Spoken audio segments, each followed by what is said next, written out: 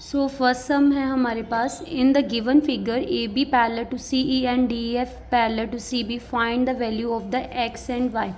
सो बेटा ये सम समझने पहले आपको ये चीज़ें पता होनी चाहिए, जो मैंने क्लास में भी आपको कितनी बार बताया है कि आपके पास यहाँ पे नंबर होते हैं 1 2 3 4 5 6 7 एंड 8।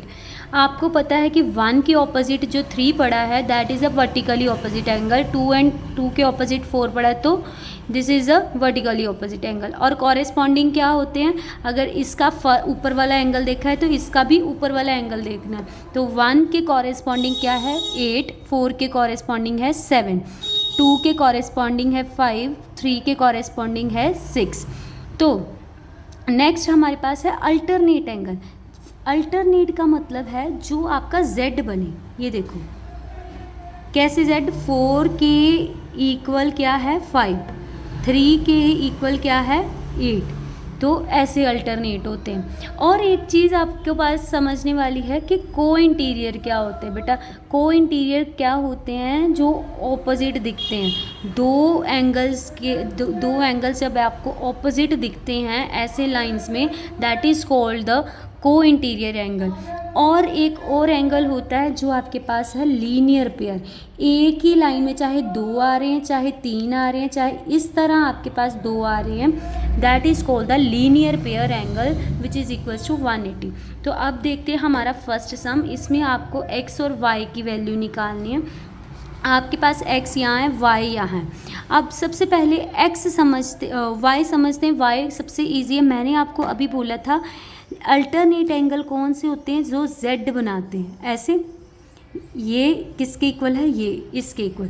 अब देखो क्या ये उल्टा z बन रहा है, ये इसके इक्वल आ रहा है, तो this is equals to alternate interior angle. So हम इसको लिख सकते हैं BAD is equals to CDA या ADC, जो मर्जी लिख सकते हो, यहाँ पे BAD आना है। तो y किसके इक्वल आ जाएगा 60 के। सिमिलरली अगर देखो एक चीज़ समझने वाली है कि यहाँ पे हम x इक्वल टू 50 मैंने क्यों लिखा, क्योंकि उसने मेरे को गिवन करा था DF जो है पैरेलल है CB के। ये जो DF लाइन है दिख रही है आपको, वो पैरेलल किसके है CB के। तो इसके अंदर कोई भी एंगल आ जाएगा वो आपस में इक्वल होंगे। तो x equals to 50 just because of corresponding angle. तो आप पेपर में सिर्फ एक रीज़न और एक आंसर भी लिख के आओगे तो तब भी आपको मार्क्स फुल मिलेंगे। बट अगर आपको रीज़न नहीं पता तो आपके यहाँ से मार्क्स डिडक्ट हो जाएंगे। तो यहाँ पे x इक्वल्स टू 50 इसलिए आया क्योंकि उसने गिवन करा था कि ये दो लाइंस पैरेलल हैं, तो x इक्वल टू 50 होगा। Clear. Now next we have a sum कि आपने बताना है कि L एंड M दो पैरेलल लाइंस में, पैरेलल लाइंस ये होती हैं दो पैरेलल लाइंस में। अब देखो मैंने आपको चीज़ें कुछ समझाई थी कि लीनियर पेयर क्या है, को इंटीरियर क्या है, वर्टिकली ऑपोजिट एंगल क्या है। अब देखो ये आपको अल्टरनेट एक्सटीरियर एंगल नज़र आ रहे हैं। इंटीरियर वो होते हैं कि जैसे 4 के इक्वल 6 है, 3 के इक्वल 5 है। एक्सटीरियर कौन सा होता है, जो बाहर की साइड है। 85 किसकी इक्वल आना चाहिए था, 85 के, मतलब यहाँ पे कितना होना चाहिए था 85। तो हमारे पास जो एंगल है 1 और एंगल 7 क्या आपको इक्वल नज़र आ रहे हैं। अगर तो ये इक्वल होते दैट मीन्स ये दोनों लाइन पैरेलल होती, बट ये अब इक्वल नहीं है तो दैट मीन्स ये एंगल्स पैरेलल नहीं है। तो हम क्या देंगे reason, alternate exterior angles are not equal, that's why L और M line are not parallel. एक भी एंगल इसमें से इक्वल आ जाता, फॉर एग्जांपल मेरे पास कोई और एंगल है तो वो आपस में इक्वल आ जाते, तो ये L और M एंगल्स इक्वल हो जाने थे, पैरेलल लाइंस हो जानी थी। Now next we have the diagram. ये मेरे पास डायग्राम है, इन सबको मैंने डिनोट कर दिया 1 2 3 4 5 6 7 8। अब मेरे को पता है 2 के इक्वल क्या है 4, just because of vertically opposite angle. तो मैंने इसको ऐसे लिख लिया 2 के इक्वल 4 है तो 1 ये किसके इक्वल आ गया 120 के।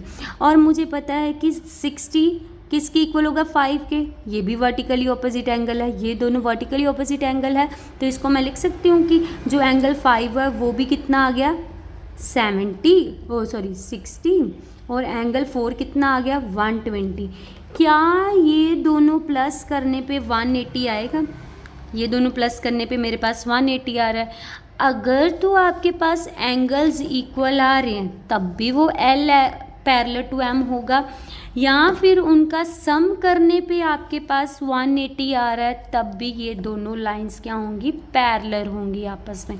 तो क्वेश्चन में भी यही था कि L पैरेलल M क्यों है। Next we have a sum number 3। अब इसमें फाइंड करना है x, y, z और z। अच्छा, सबसे पहले मेरे को ये बताओ फिर से, ये कौन से दो एंगल होते हैं? को इंटीरियर, कौन से एंगल है? को इंटीरियर एंगल, ठीक है। तो इसको लिखते कैसे? 1 + 2 = 180, ऐसे लिखते हैं। तो क्या आपको ये दोनों एंगल वैसे को इंटीरियर जैसे नज़र आ रहे हैं? x + 115 किसके इक्वल आएगा? 180, क्योंकि मैंने अभी बोला को इंटीरियर एंगल किसके इक्वल होते हैं? 180 के। तो ये 115 उधर जाके क्या हो जाएगा, माइनस मेरे पास कितना आ गया 65। क्लियर? इतना x की वैल्यू आपके पास 65 आ गई। अब मेरे को बताओ, ये भी मैंने आपको बताया था कि एक ही लाइन में एक आ रहा है, दो आ रहे, चाहे इस तरह एंगल बने हुए हैं, तो ये कौन से एंगल हैं? एक ही लाइन में दो या दो से ज़्यादा एंगल आते हैं, that is called the linear pair angle. Linear pair या स्ट्रेट लाइन। लीनियर पेयर क्यों आया? क्योंकि यहाँ पे एक ही लाइन में एंगल शो हो रहे हैं। लीनियर पेयर हमेशा किसके इक्वल होते हैं? 180। वाई? बिकॉज स्ट्रेट लाइन किसके इक्वल होती है? 180 के। तो यहाँ पे रीज़न देना है आपने, लीनियर पेयर चाहे स्ट्रेट लाइन दोनों ही इक्वल हैं। तो यहाँ पे मेरे पास x की वैल्यू मेरे पास कितनी आई थी? 65। 65 y + 85 इक्वल टू किसके लिखोगे? 180 के। यहाँ से आपने y की वैल्यू निकाल लेनी है, 150 को माइनस किया, y आ जाएगा 30। अब कौन सा निकालना है? z की वैल्यू। z की वैल्यू बेटा कैसे निकालते हैं? मेरे पास y अब आ चुका है 30। अब फिर से ये दोनों एंगल्स कौन से नज़र आ रहे हैं? को इंटीरियर, ये वाले।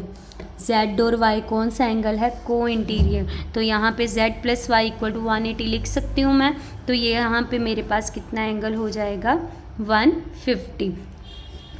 आई होप यू ऑल आपको ये सारे सम्स क्लियर हो रहे हैं। अगर कोई भी डाउट आता है तो आप कमेंट सेक्शन में बता सकते हो।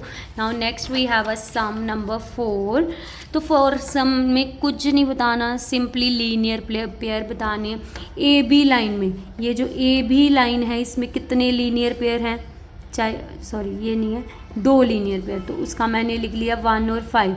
अब ए बी लाइन उल्टी तरफ से देखोगे तो 4 3 2 भी लीनियर पेयर दिखाई दे रहे हैं। समझ आई?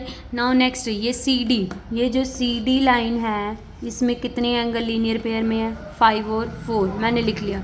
अब ये इधर से सी डी एंगल लाइन देखोगे तो 1 2 3 भी आपके पास क्या नज़र आ रही हैं? Linear pair. अब वर्टिकली ऑपोजिट क्या होता है? जो आपस में ऑपोजिट हो। 1 और 4 क्या है? ऑपोजिट है, तो मैंने वो लिख दिया। ये आपको MCQ बेस्ड भी क्वेश्चन आ सकता है। Clear? Now next we have the sum number 5, that is a important question. So आपके पास है नंबर, ये मेरे पास डायग्राम थी, मैंने निकालना है ABC। 3 यहाँ पे एंगल्स निकालने हैं, ए निकालना है, बी निकालना है, सी निकालना है। अब देखो ये दोनों एंगल्स जो हैं, ये सी और 6, ये एक ऊपर है, इसका ऊपर वाला देखा तो इसका भी ऊपर वाला देखेंगे, तो ये कौन सा एंगल हुआ? Corresponding angle. तो एंगल सी किसके इक्वल आ जाएगा? 100 के। तो वही लिख दिया। अब देखो ये जो लाइन है, ये जो लाइन है यहाँ पे 100 लिखा है और यहाँ पे ए लिखा है, ये कौन से एंगल्स हैं? Linear pair. लीनियर पेयर मैंने 100 + 6 ए किया तो मेरे पास ए की वैल्यू आ गई 80। ये आ गया आपके पास। अब इधर से देखो सी और बी, ये उल्टा देखोगे, सी और बी, इसका ऊपर वाला एंगल तो इसका भी ऊपर वाला एंगल, दैट मीन्स ये भी कौन से हैं? कॉरेस्पॉन्डिंग। सी आपके पास अभी कितना आया था? 100, तो बी भी कितना हो गया? 100। क्लियर? तो रीज़न अच्छे से लिख के आने हैं इसके। Now next we have a sum number, that is value find x and y। तो तो यहाँ पे भी x और y की वैल्यू फाइंड करनी है। अब मैंने बोला था जो z बना रहा है वो क्या है, अल्टरनेट एंगल। ये और ये एंगल आपस में इक्वल हैं। क्या मैं 75 और इन दोनों को इक्वल लिख सकती हूँ, 75 y + 25 क्यों है इक्वल, अल्टरनेट एंगल। ये 25 उधर जाके क्या हो जाएगा, माइनस, तो मेरे पास y की वैल्यू आ गई 50। अब मेरे पास मैंने क्या बोला था आपके पास, इंटीरियर एंगल। ये दोनों एंगल कौन से हैं, अभी मैंने बताया था ये दोनों को इंटीरियर एंगल्स होते हैं, को इंटीरियर एंगल होते हैं। तो x + 25 = 180, तो यहाँ से 25 को माइनस किया तो 155 answer. Now next we have a sum number this. इसमें हमने सिंपली, आपको कोई भी सम नहीं आ रहा तो आप सिंपली इसको 1 2 3 4 करके डिनोट करो। सबसे पहले आप देखो आपके पास नंबर है ये सारे, मैंने निकालना है y, यहाँ पे पड़ा है 120। ये और ये आपस में क्या है, कॉरेस्पॉन्डिंग। 6 और 3 आपस में क्या है, कॉरेस्पॉन्डिंग। तो मेरे पास एंगल 3 कितना आ गया, 120, just because of corresponding angle. और ये 3 और y ये कौन से हैं, लीनियर पेयर। तो 3 की वैल्यू अभी मैंने निकाली 120, ये दोनों लीनियर पेयर हैं, तो मैंने यहाँ से y की वैल्यू निकाल ली।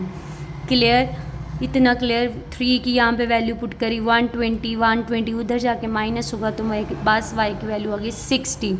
अब 70 कैसे निकालना है, ये मेरे को x की वैल्यू कैसे निकालनी है। अब मैंने क्या बताया था आपको कि ये कौन से एंगल्स होते हैं, अल्टरनेट एंगल। अल्टरनेट एंगल्स होते हैं तो कैसे निकालोगे अल्टरनेट एंगल्स,